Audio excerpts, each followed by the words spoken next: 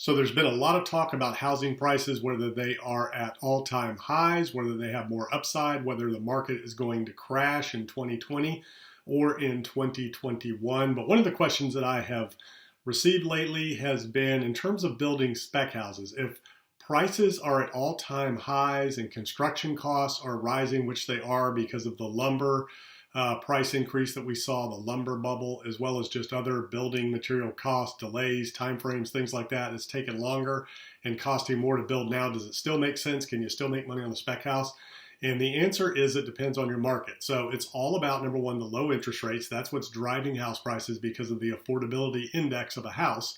It's basically bringing the payments of the house down to where you can afford more house. And we saw the same thing pre-2008 and 9 when interest rates were low.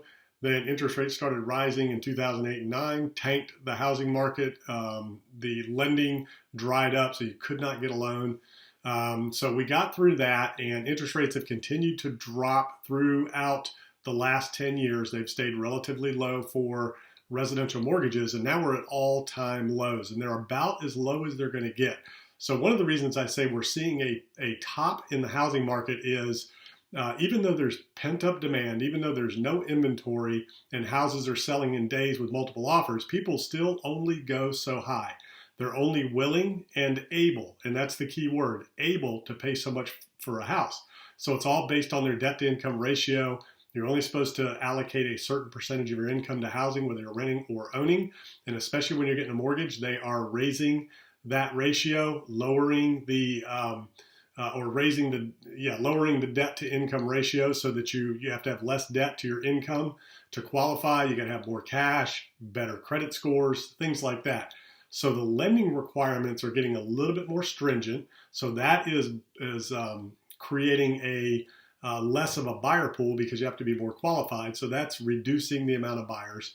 And then the other thing is the down payment that you have to have, things like that. You can't get really high LTVs anymore, so the banks are really watching that because they are very sensitive to where housing is right now. But again, it's all relative to the interest rates. For every 1 point that the interest rates go up or down, that changes housing prices by 10, to 15%, depending on where you are in the country and in the market, what the supply looks like. So the things to watch are interest rates, number one.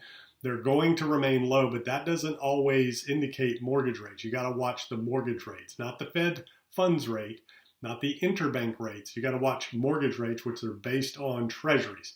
So keep an eye on mortgage rates. Make sure you follow that. Keep an eye on inventory levels in your market. Make sure that there's enough demand, and make sure that you have multiple exits. So if you're building a spec house to sell, or flipping a house for sale, that's great. Make sure that you also will be able to keep that house and rent it if it doesn't sell, and be able to cover the mortgage, break even, maybe make a little bit of money.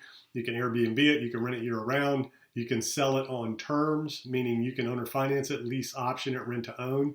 So make sure you have multiple exit strategies on that property, and make sure that there is enough equity in it so that, if for some reason interest rates shoot up and the housing market does dip, 10, 15%, which again, 1% rise in interest rates can drop prices in housing by about 10%, which it can also increase them by about 10%.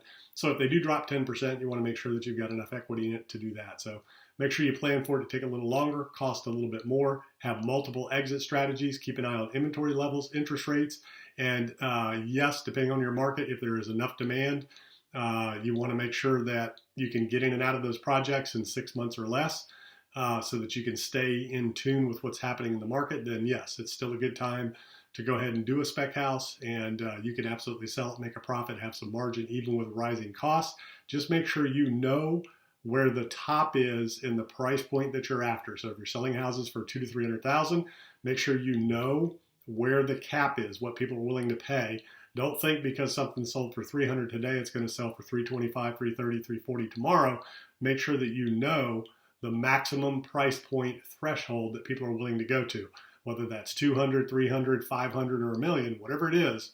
Make sure you know where people are walking away from deals, because there is a price that buyers will not go beyond and most importantly, can't go beyond based on their debt to income ratios, the down payment that they have to put up, things like that.